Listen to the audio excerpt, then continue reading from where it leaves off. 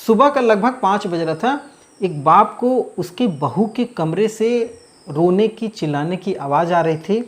बाप बुजुर्ग था, उठता है अपनी बिस्तर से, उठ करके वो बहू के कमरे की तरफ बढ़ता है, अंदर आवाज़ लगाता है, बहू क्या बात है। बहू अंदर से रोते हुए कहती है कि पिताजी आपके बेटे को करंट लग गई है और वो मर गए हैं। बाप को एक पल के लिए अपने कानों पर विश्वास नहीं होता है कि इतनी सुबह बेटे के मरने की खबर उसके कानों में सुनाई दे रही है। बाप हिम्मत करके बहू के कमरे में जैसे ही अंदर जाता है, सामने जो बातें बहू कही थी वो बिल्कुल सच थी। सामने उस कमरे में बेटे की लाश पड़ी हुई थी। वो लाश जिसे देख करके कोई भी बता सकता था कि उस लाश के साथ कितनी बेरहमी की गई है, कितनी बेरहमी से उसका कत्ल किया गया है। बाप जब लाश देखता है तो बेटे के लाश पर उसके पीठ पर कई चोटों के निशान थे। उसके गले को बेरहमी के साथ दबाया गया था, उसके निशान थे गले पर। उसके हाथ की हथेलियों को करंट से ऐसा लग रहा था जला दिया गया है। जब ये नज़ारा बाप देखता है तो उसे एक पल के लिए विश्वास नहीं होता है कि जो बहू बता रही है कि उसके बेटे को करंट से मौत हुई है, ये कहीं ना कहीं इसमें कुछ ना कुछ झोल है। अब ये बात धीरे धीरे आस पड़ोस के लोगों में चर्चा होनी शुरू हो जाती है। देखते ही देखते उस कमरे में बहुत सारे लोगों की भीड़ जमा हो जाती है। लगभग पूरा गांव उस कमरे के अंदर आ जाना चाहता था उस लाश को देखने के लिए। इसी बीच पुलिस को सूचना दे दी जाती है। पुलिस की पूरी टीम जब ये मामला सुनती है इस तरीके से हत्या का है, पुलिस की पूरी टीम के साथ एफएसएल की पूरी टीम उस घटना स्थल पर पहुंच जाती है। वहां पर खोजबीन पुलिस शुरू करती है और महज कुछ घंटे लगते हैं पुलिस को। ये पूरा केस जितना उलझा हुआ दिख रहा था उतने ही साफ तरीके से ये महज 3 से 4 घंटों में पुलिस इस पूरे खेल का पर्दाफाश कर देती है। इस पूरे हत्याकांड का जब पुलिस खुलासा करती है तो ये खुलासा सुन करके हर कोई आश्चर्यचकित था। गांव का या पूरे समाज का या जिले की बात करें या प्रदेश की बात करें, कोई ऐसा व्यक्ति नहीं था जो इस कत्ल को लेकर के अवाक था, जिसे समझ में नहीं आ रहा था कि आजकल हमारा समाज किस दिशा में आगे बढ़ रहा है। आजकल घर की वैसी महिलाएं जो अपने पति के रहते हुए किसी दूसरे मर्द के साथ अपना अलग एक प्रेम का अफेयर चलवाती हैं, खुद चलाती हैं और उसके एवज में उस प्रेमी के साथ रहने के लिए अपने पति का बेरहमी के साथ कत्ल कर रही हैं, वो कुछ यादें ताज़ा करवा देती हैं। जिसमें से अभी सोनम रघुवंशी हत्याकांड है, सौरभ राजपूत हत्याकांड है, ऐसे बहुत सारे उदाहरण हैं, अनगिनत उदाहरण है जो मैंने आपको कहानियों के माध्यम से बताया है। खैर, क्या है ये पूरी सच्ची घटना जो इतनी भयावह निकल करके आई है, जानेंगे आज इस कहानी के माध्यम से। नमस्कार, मैं सत्या सिंह और आप देख रहे हैं द बुड़बक मंच। दरअसल आज की जो ये पूरी सच्ची घटना है, ये घटना बिहार की है। बिहार का एक जिला लगता है समस्तीपुर, वहाँ का एक थाना है मुफस्सिल थाना। वहाँ के लगुनिया रघुकंट गांव के वार्ड नंबर 46 जो कि गुरियाटी पड़ता है, वहाँ की ये घटना है। वहाँ के रहने वाले टुनटुन कुमार झा, टुनटुन झा जिनकी 2 बच्चे हैं, दोनों लड़के हैं। इनकी पत्नी की मौत काफ़ी साल पहले हो चुकी थी। दोनों लड़के दोनों अलग अलग रहा करते थे। तो टुनटुन कुमार झा अपने एक लड़के के साथ अपने मकान में रहा करते थे। लड़का जिसका नाम है सोनू कुमार झा, सोनू कुमार जिसकी उम्र लगभग 30 साल है। और सोनू अपना एक टोटो रखा हुआ है। उस टोटो को वो दिन हो या रात हो, हर समय वो अपना टोटो चला करके अपना और अपने पूरे परिवार का गुजारा करता था।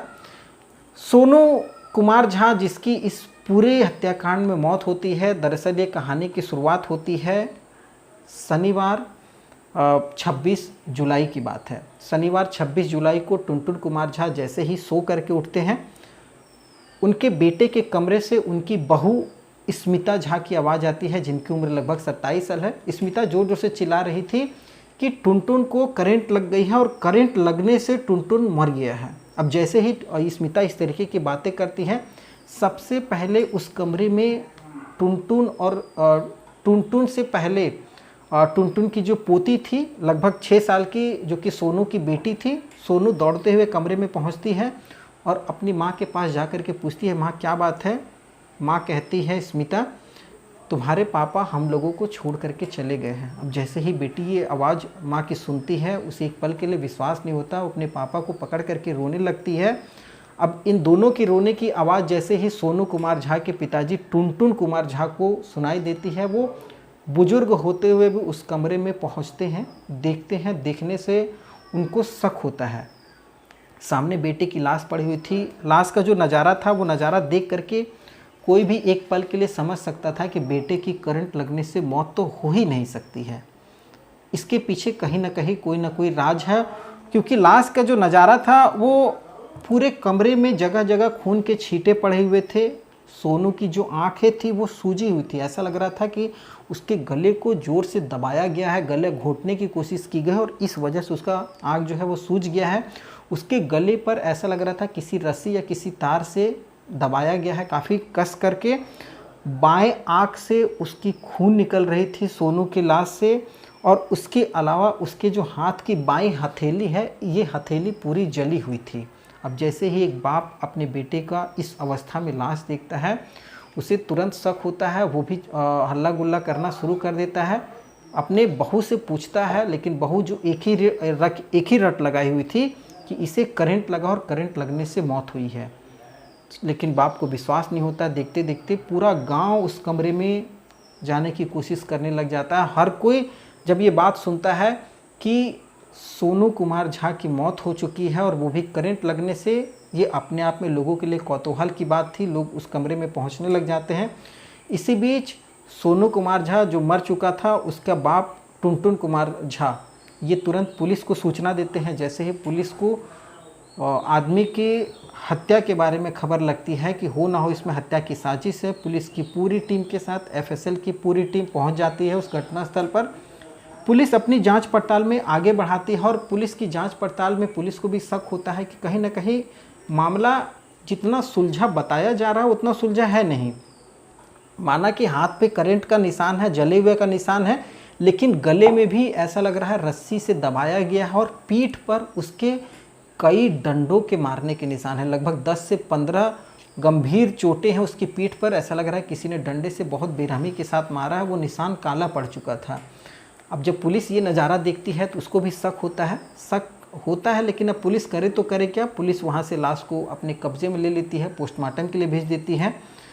ससुर यानी टुनटुन कुमार झा, उनसे एफआईआर दर्ज की जाती है, पूछताछ की जाती है कि आखिर आपको किस पे शक है। तो ससुर सीधा शक जो था वो अपनी बहू स्मिता झा पर लगा देते हैं, यानी सोनू कुमार झा की पत्नी स्मिता झा पर लगा देते हैं और कहते हैं इस पूरे हत्याकांड में कहीं ना कहीं मेरी बहू दोषी है। तो पुलिस पूछती है कि आखिर आपको ऐसा क्यों लगता है।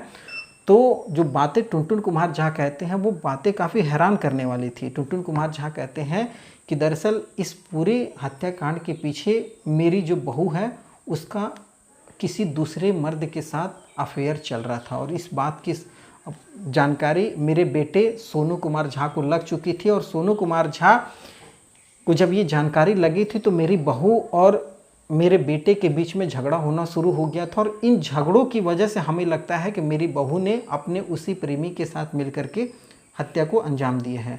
अब पुलिस उस प्रेमी के बारे में पूछताछ करती है तो पता लगता है कि जो प्रेमी है वो उसी के गांव का रहने वाला हरिओम झा है, जो कि स्मिता जिसकी उम्र 27 साल है उससे 2 साल छोटा है। उसका प्रेमी 25 साल का है। अब जब उसके बारे में पता चलता है तो पुलिस फिर से अब उस गांव पहुंच जाती है, वहां पर स्मिता को गिरफ्तार करती है। गिरफ्तार करके उसे थाने लाया जाता है। वहाँ उससे पूछताछ जब शुरू होती है, पूछताछ में स्मिता शुरुआत में एक ही रट लगाई थी करंट लगने से मौत हुई है, लेकिन जब पुलिस जो सबूत थे, साक्ष्य थे, जो लाशें पर जो निशान थे वो निशानों के बारे में पूछताछ करती है कड़ाई से, तब स्मिता अपनी पूरी जो दास्तान उसने उस रात रची थी अपने प्रेमी के साथ मिलकर के वो एक एक करके खोलना शुरू कर देती है। स्मिता कहती है लगभग ये बात है 26 जुलाई 2025 की रात, शनिवार का रात का लगभग 1:30 बज रहा था, 1:30 का समय था। मैं और मेरा प्रेमी मतलब स्मिता और स्मिता का प्रेमी हरिओम झा, ये दोनों कमरे में सोए हुए थे। ये हम दोनों एक साथ सोए हुए थे। इसी बीच कब मेरा पति यानी सोनू कुमार झा हमारे कमरे में दाखिल हो जाता है, ये हम दोनों को जानकारी नहीं लगती है। जब वो कमरे में आता है तो हम मतलब स्मिता और उसका प्रेमी हरिओम झा ये दोनों नग्न अवस्था में थे, बिना कपड़ों के एक दूसरे के साथ शारीरिक संबंध बना रहे थे। अब ये जो नज़ारा था ये मेरा पति देख लेता है। जैसे ही वो देखता है, वो नशे में था लेकिन फिर भी झगड़ा करना शुरू कर देता है। वो मेरे प्रेमी के ऊपर हमला करने की कोशिश करता है, लेकिन नशा अधिक होने की वजह से वो अपने हमले में कामयाब नहीं होता और वहाँ मौका मिलते ही मेरा जो प्रेमी हरिओम था, ये बातें स्मिता बता रही है कि हरिओम ने उसी कमरे में रखे हुए एक केतली से सोनू कुमार झा के सर के पीछे काफ़ी ज़ोर से वार किया। वार करने के बाद वो लगातार कई डंडे सोनू के पीठ पर मारता है। मारने के बाद वो उसी कमरे में एक बिजली का तार रखा हुआ था, उस तार को उठाता और सोनू के गले को घोंट देता है, गले को दबा देता है। दबाने के बाद सोनू की मौत हो जाती है। मौत होने के बावजूद भी हम लोग ये तय करना चाहते थे कि वास्तव में सोनू मर चुका है। इसके लिए बिजली के प्लग में तार को लगा करके सोनू की हथेली में करंट हम लोग सटा करके काफ़ी देर तक रखें कि जिससे अगर ये जिंदा भी हो तो भी मर जाए। जब ये पूरी घटना एक पत्नी अपने पति के साथ जिस निर्ममता से हत्या की थी, यही बात पुलिस को बताती है तो पुलिस एक पल के लिए हैरान हो जाती है। पुलिस उस आरोपी के बारे में पूछताछ करती है तो वो महिला जो थी वो कहती है कि हरिओम जो है हत्या करने के बाद वो उस कमरे से निकल चुका था, उसे भी काफ़ी चोटें आई थी इस पूरे झगड़ा में और वो किसी अस्पताल में अपना इलाज करवा रहा है। अब पुलिस उसकी दबिश दे रही है, उसे गिरफ्तार करने की कोशिश कर रही है। इसी बीच पुलिस ये पूछती कि आखिर ये मामला शुरू कहाँ से हुआ था, तुमने पूरी हत्या को अंजाम दिया तो इस मामले की शुरुआत कहाँ से हुई थी। तो वो बताती है कि दरअसल इस मामले की शुरुआत होती है आज से लगभग 8 साल पहले। सोनू कुमार झा और स्मिता झा दोनों की शादी होती है। शादी होने के कुछ ही समय के बाद दोनों के बीच में झगड़ा झंझट शुरू हो जाता है क्योंकि सोनू नशे का आदी था और नशा स्मिता को बिल्कुल पसंद नहीं था। स्मिता कुछ ही महीने के बाद अपने मायके चली जाती है।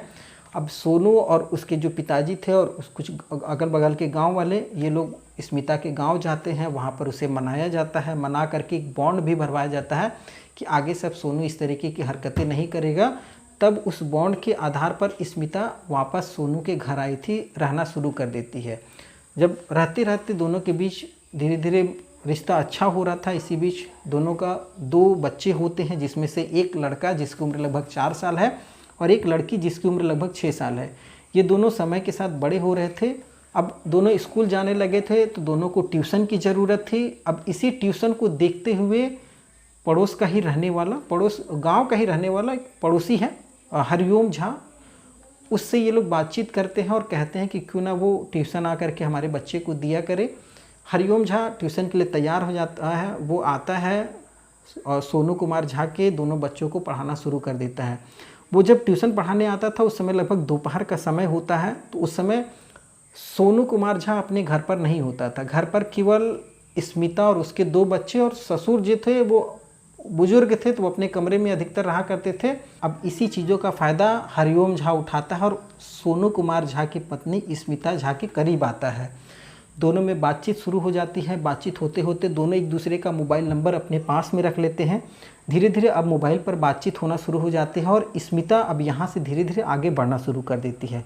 उसे जब भी मौका मिलता है कि उसका पति घर पर नहीं है और ससुर सो गए हैं तो वो घर का मेन दरवाजे का चाबी अपने पास में रखती थी। रात में जब भी मौका मिलता वो घर का दरवाज़ा खोलती और अपने प्रेमी हरिओम झा को बुलाती। उसके साथ ये रात भर रहा करते थे। जब पता लगता कि पति आने वाला है रात को ऑटो चला करके, तो वो अपने प्रेमी को सही समय पर वापस भेज दिया करती थी। इस तरीके से इनका लगभग 1 साल से ये सब सारी चीज़ें चल रही थी। लेकिन 6 महीना पहले सोनू कुमार झा को इन दोनों के रिश्ते के बारे में पता लग जाता है। एक दिन वो दोपहर में पहुंचता है तो देखता है कि ये दोनों नग्न अवस्था में एक दूसरे के साथ लिपटे हुए हैं। अब जैसे ही सोनू कुमार झा ये देखता है कि उसकी पत्नी किसी गैर मर्द के साथ है, इस बात को लेकर के वो अपनी पत्नी और उस व्यक्ति के साथ भी झगड़ा करता है, हरिओम के साथ भी झगड़ा होता है। और हरिओम के साथ तो इतना बात बढ़ जाती है कि वो कहता है कि अगर आज के बाद हमारे घर के आगे भी कहीं आसपास दिखाई दिए तो हमसे बुरा कोई नहीं होगा। परिवार यहाँ पर एफआईआर भी करने की कोशिश करता है कि इस पूरे मामले को थाने में भी दे दिया जाए, लेकिन समाज में इज्जत की डर से कि बहू की इज्जत चली जाएगी, परिवार का मामला है, इस वजह से ये लोग थाने में केस नहीं करते हैं। फिर लगभग धीरे धीरे कुछ समय बीतता है। अब यहाँ से स्मिता का मन बढ़ना शुरू हो जाता है। अब वो सोनू को छोड़ करके हरिओम के बहुत करीब जाने लग जाती है और आए दिन ये मिलना जुलना शुरू हो जाता है। और इसी बीच 26 जुलाई 2025 को ये दोनों एक दूसरे के साथ कमरे में थे। उसी समय सोनू रात के 1:30 बजे उस कमरे में पहुंचता है। नशे में था लेकिन फिर भी उसे इतना होश था कि सामने क्या हो रहा है। अब इसी चीज़ों को लेकर के स्मिता के बीच, स्मिता के प्रेमी हरिओम के बीच और स्मिता का जो पति है सोनू कुमार झा, इन तीनों के बीच में झगड़ा होता है, जिसमें स्मिता अपने प्रेमी के साथ मिलकर के अपनी पति का बेरहमी के साथ कत्ल कर देती है। इस पूरे घटनाक्रम की जो जानकारी है वहाँ के एसपी संजय पांडे उन्होंने बताया है और ये भी बताया है कि अभी स्मिता को पुलिस के रिमांड में रखा गया है।